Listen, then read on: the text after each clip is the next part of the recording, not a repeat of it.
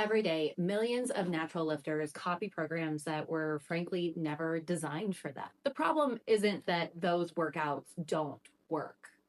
Problem is they were built around a completely different level of recovery. Today, we're going to explain why. In this video, we're going to explain what anabolic steroids actually change and how that affects you on whether you are natural or not as a lifter. Now, before we talk about program, we do need to discuss what actually enhanced means when it comes to program deciding. Obviously, a natural lifter doesn't rely on anything else, whether it's SARS or steroids, just anything else. They're going to recover on training, nutrition, recovery, and that's it. And there's testosterone replacement therapy or TRT or hormone replacement therapy, HRT. TRT is prescribed to people who have a medically low testosterone level, and it brings them back up just to what you might expect to see in a natural lifter. Now, albeit when you use TRT, those levels might be more on the higher end of what a natural lifter might have. It's still within natural levels. TRT is very different than anabolic steroid use that is used to maximize and enhance muscle growth or athleticism.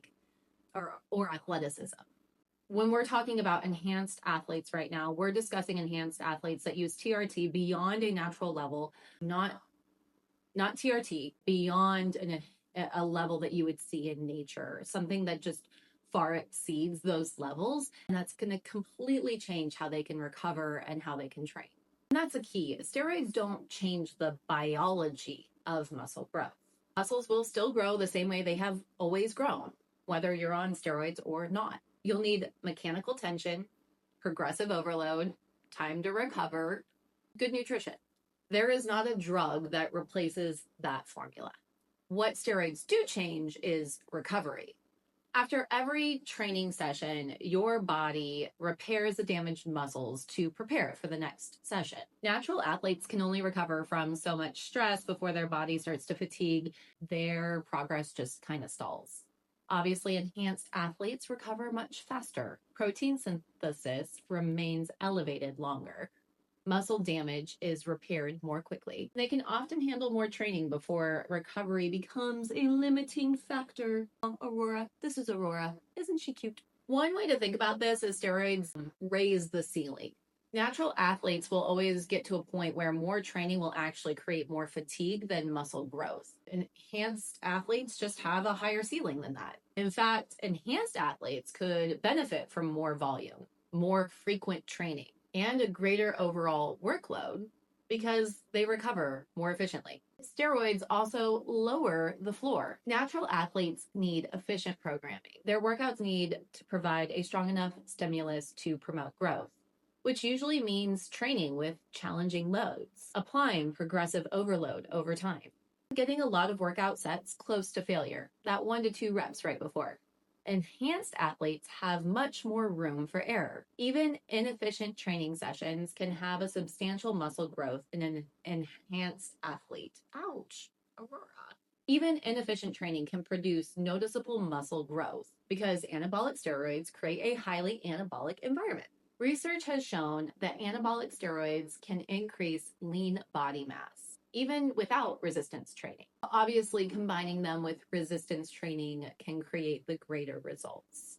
The important lesson isn't that training no longer matters. It's just that poor training is more forgiving in an enhanced athlete. Natural athletes or athletes that only use TRT don't really have that luxury.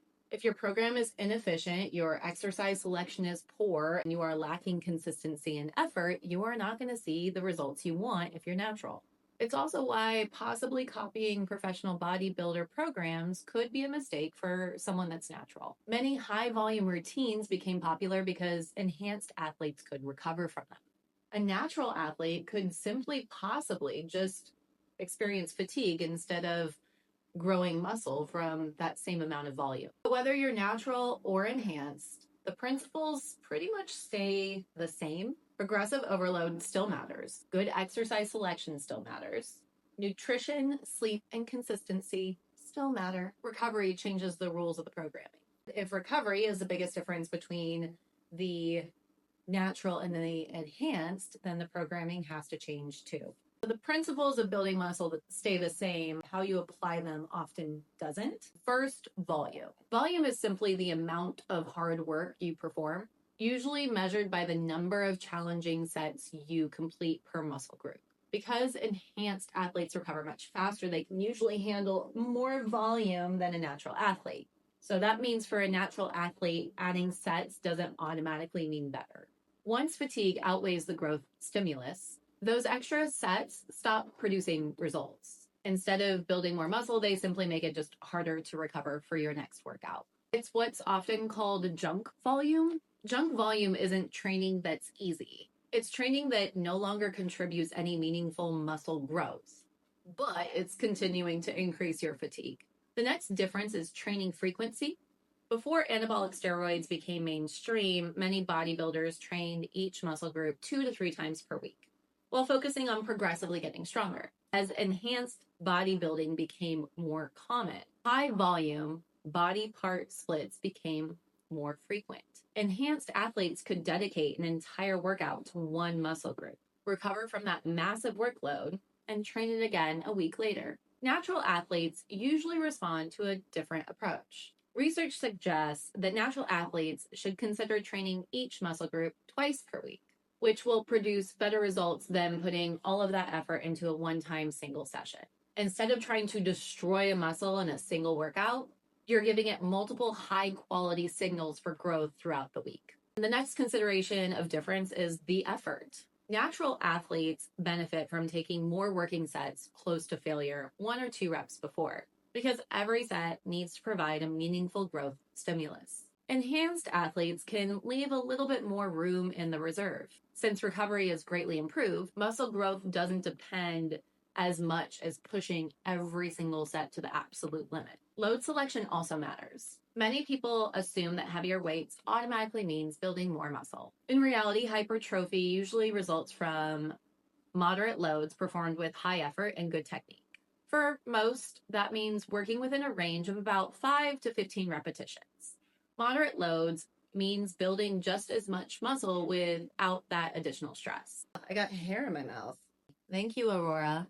And exercise selection follows that same principle. I don't know if I'm going to get all this hair out. I'm sorry. If I'm doing weird things to my face, you can blame the kitty cat. Instead of performing several exercises that all train the muscle in the same way, choose movements that complement each other. For example, a balanced back workout might include a vertical pull, a horizontal row, and a hip hinge, rather than multiple rowing variations that all emphasize the same movement pattern. You don't need more exercises, you need better exercise selection. And finally, there's progressive overload. Whether you're natural or enhanced, your body only adapts when it's given a reason to. Progressive overload doesn't always mean adding more weight to the bar. It can also mean performing more repetitions, improving technique, increasing your range of motion, or controlling each repetition more efficiently than before. The goal isn't to set a personal record with each workout. The objective is to become slightly better over time. That's where many natural athletes go wrong. They copy training programs built for enhanced bodybuilders without realizing that the entire program was built on a completely different recovery. Obviously, just relying on sleep, nutrition, recovery, training is going to be different than someone that has a little juice assistance. The smarter approach is surprisingly simple. Train with enough volume to stimulate growth. Train each muscle often enough to keep progressing. Choose exercises that complement each other. Apply progressive overload consistently. Then let recovery determine how much work your body can actually benefit from. Because more work, again, doesn't automatically mean better. The real challenge is recovering from the work that you do. Recovery is the hidden variable. If there's one concept that changes the difference between successful training and training that's just going to make you mad, it's recovery. Most people assume that building muscle happens by working harder. In reality, muscle is built by recovering from hard work. You do have to do hard work. The muscle is built during the recovery. Training provides the stimulus for that hard work. Recovery creates the adaptation. Without enough recovery, even the best workout becomes just accumulative fatigue. There is a difference between fatigue, under recovery, and overtraining. Those are very different. Fatigue is completely normal. Completely normal. Every productive workout creates fatigue. Your muscle becomes tired because you've challenged it to do something that it's not quite yet able to handle. Under recovery is different. And I think that's really the key that we need to make sure and hone in on. It happens when your body doesn't have enough time, sleep, nutrition, or rest to recover from your previous workout before doing the next one. Fatigue begins to accumulate faster than your body can eliminate it, and then progress starts to slow. I'm going to be honest, most people who think they're overtraining probably aren't. They're probably just simply under recovered. True overtraining is much more serious. It develops over weeks or even months of repeatedly giving your body too much work without enough recovery. Your performance is going to decline, your motivation is going to disappear, sleep often becomes disrupted. Workouts that once felt easy usually become surprisingly difficult. Now, fortunately, true overtraining is relatively rare. The far more common problem is accumulative fatigue. How do you know when fatigue has become a problem instead of just a normal part of a training session? One of the best indicators of this is your performance. Everyone has an occasional bad workout. Poor sleep, work stress, even dehydration can absolutely affect how you lift that day. But what matters is the trend overall. If you're consistently decreasing by about 10% of your workload every single workout, not just one bad day, that often means your body needs more recovery than more effort. Another valuable indicator is motivation. Everyone has mornings that they don't feel like training, even me. That alone doesn't mean you should skip the gym. Many experienced athletes have not felt like going to the gym, walked in begrudgingly, completed their warm-up set, surprisingly had one of the best workouts they've had all week. It's never a good idea to judge your readiness before you start moving. I'd recommend starting with your warm-up first if you don't feel like working out that day. Pay attention to how your body responds during that warm-up. If your energy returns and you start feeling good, then continue your workout beyond the warm-up. But if not, then at least you moved a little bit today and you can pack it up and go home. Your body probably needs recovery at that point. Sometimes the smartest decision is to end a workout instead of pushing through, which I know is going to be hard for some people watching this. Now, one of the things I recommend is doing a planned recovery instead of just a natural recovery for people that are serious lifters. Although a casual lifter probably doesn't need a planned recovery mode because life is going to get in the way. If you have a vacation or your kids get sick, naturally you're going to have some of those recovery days where you can't go to the gym, you can't work out, and you don't need to have a planned recovery. But if you are an experienced lifter that's been very consistent over the years, you might have an 8 to 12 week program and then give yourself 2 weeks to mentally reset, do a lighter version of workouts, calm your body down. That doesn't mean completely skip. Calm that workout down for a couple of weeks and then start up with a new program. A deload is not a sign of weakness. It's going to help you recover, especially if you're natural or just on TRT. It allows for fatigue to dissipate while recovery becomes part of the process. It usually happens around 12 weeks for most people is when you need to plan that recovery session within a workout program.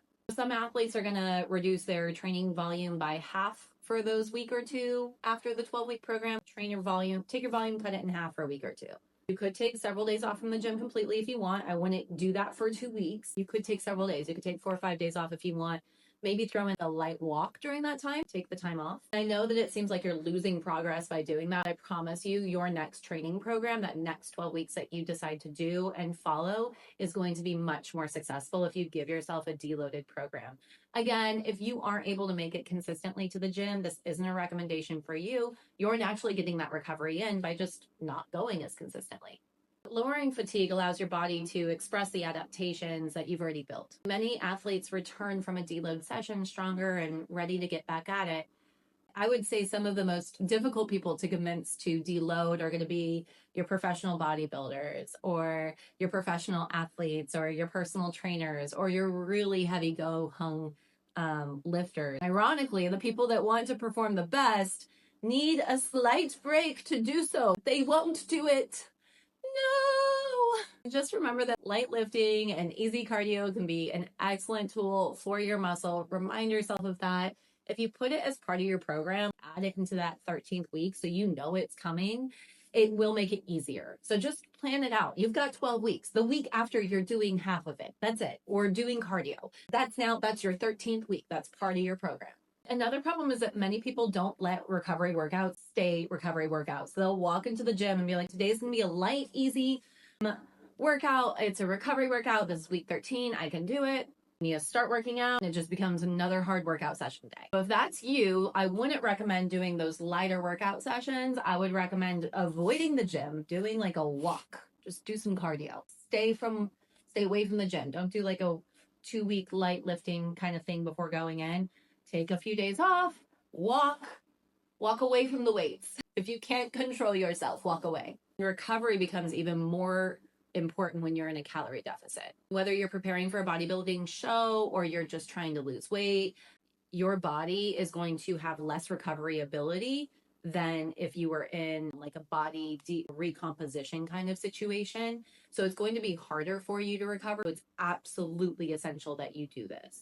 Instead of performing 10 average sets for a muscle group, perform a few challenging sets that preserve your strength and muscle while minimizing unnecessary fatigue.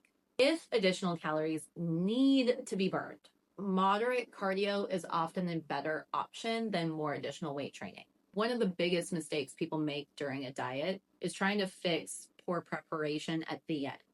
So like crash dieting, marathon workouts, hours of cardio, extreme dehydration for a bodybuilding show. These strategies often produce an enormous amount of fatigue with a lack of the results that you're really going to want. Getting ahead early is almost always better than trying to finish out strong. For example, in a bodybuilding show, just a few weeks right before. Recovery also determines how healthy your body is going to stay. Now, this is especially true for enhanced athletes. Anabolic steroids obviously allow an enhanced athlete to be able to gain muscle very quickly. The problem is that tendons, ligaments, and connective tissues adapt much more slowly than that muscle grows. So basically, your muscles might be able to lift a higher weight long before your joints are able to tolerate it. Some athletes describe this as like Superman syndrome. Recovery feels so good that you feel like you can just have an unlimited number of variations of workouts during your next gym session. You continue to add weight. You continue to add volume. You continue pushing even harder. Meanwhile, your connective tissue is accumulating additional stress. By the time pain appears for an enhanced athlete, injury has probably already happened. That's why enhanced athletes often emphasize restraint just as much as intensity. Knowing when to push back versus pushing forward can be just as important for an enhanced athlete. Ultimately, recovery isn't the opposite of training. Recovery is part of training. Every single workout, whether you're enhanced or natural, creates stress. Every recovery period determines how much of that stress equals progress.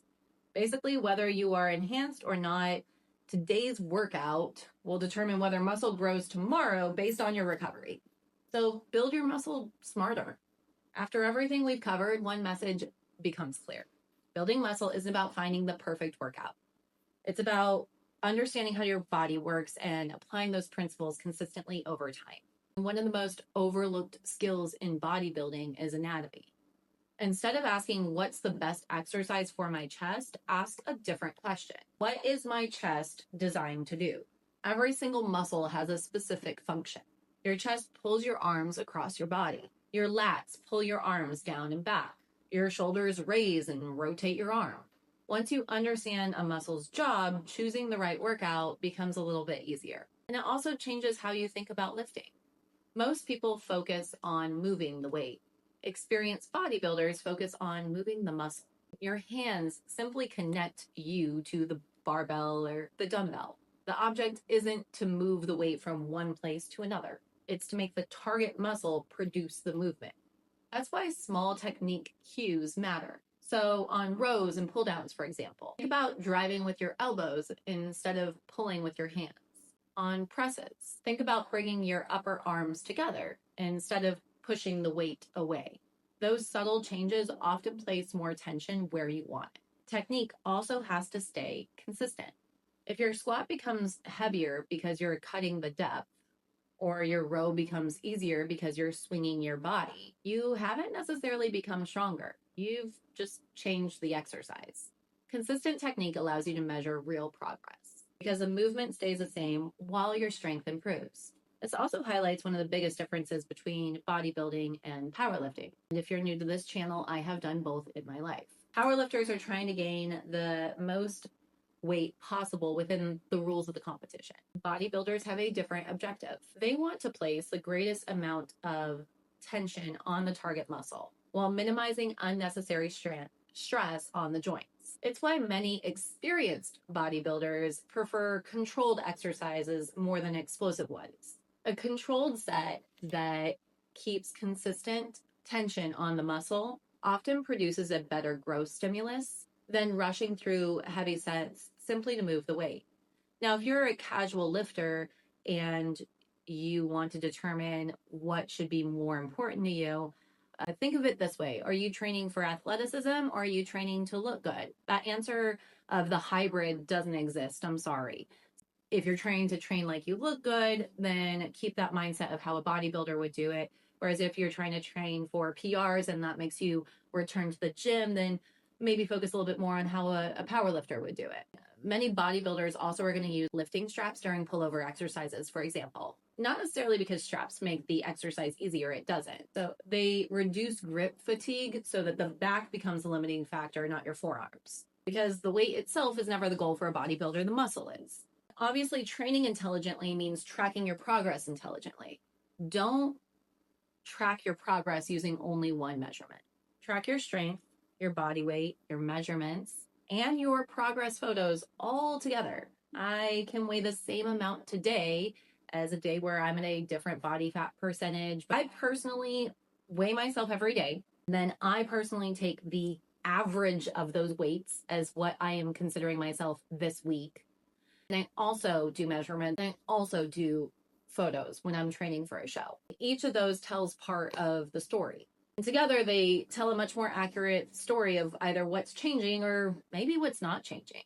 It's also important to keep realistic expectations. Remember that muscle grows much more slowly than social media suggests. Natural athletes can spend months adding only a small amount of muscle. Enhanced athletes usually grow significantly faster. Even they reach a point where progress dramatically slows. Building an impressive physique is measured in years, not weeks or months. Remember that genetics also matter, like a lot.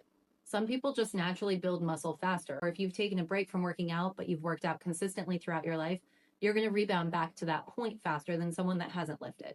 Some people stay lean easier. Some people have muscle insertions that just create a more appealing athletic appeal. I said appealing twice. Some people just have awesome muscle insertion. It's appealing. I stand by appealing like a lot. I've said it a lot. Lucky people. Training can maximize your potential. It's not going to change your blueprint of how your genetics are set up. I have massive calves. I will always have massive calves. There's literally nothing I can do about that. I also have a massive rib cage. It's very wide up top. And frankly, I don't want to have some weird, crazy surgery. So there's nothing I can do about that. Another factor that's often overlooked is going to be your stress. Your body doesn't separate stress from the gym like stress from life. Poor sleep, demanding jobs, financial pressures, or family problems, they all compete for the same recovery resources that your muscles need to grow. For advanced athletes, it's important to remember that you shouldn't just replace a great program simply because your body will be a little bit more forgiving. Enhancement improves recovery. It doesn't improve your need for proper exercise selection, proper technique, quality effort, and adequate rest to reach your potential even on the anabolic steroids. Basically, whether you're on or off, the fundamentals never disappear. They simply just become easier to recover from. Perhaps the biggest mistake that natural lifters make is comparing themselves to an advanced bodybuilder. Or I'll see it on the other side of claiming that an advanced bodybuilder only has that physique because of steroids. I can promise you there are a lot more people in your local gym that are on steroids that look nothing like that. Remember that professionals are built under completely different psychological conditions. Trying to imitate those marathon workouts, extreme training volume, and unrealistic expectations can lead to just frustration instead of progress. The smartest approach is surprisingly simple. Understand how your muscles work. Train with purpose. Recover with intention. Be patient enough to let adaptation happen, because building muscle is about doing the right things consistently. A natural athlete does not need to train like an enhanced bodybuilder. They need to train like the athlete standing in front of the mirror, not the one you see on social media. Building muscle isn't about doing absolutely everything or adding more volume. You have to make recovery part of the program. athletes who look the best aren't the ones that do the absolute most. They're the ones who consistently get the most out of the least. I'm Barbells at Bedtime. I hope I taught you something. Like and subscribe and have a great day.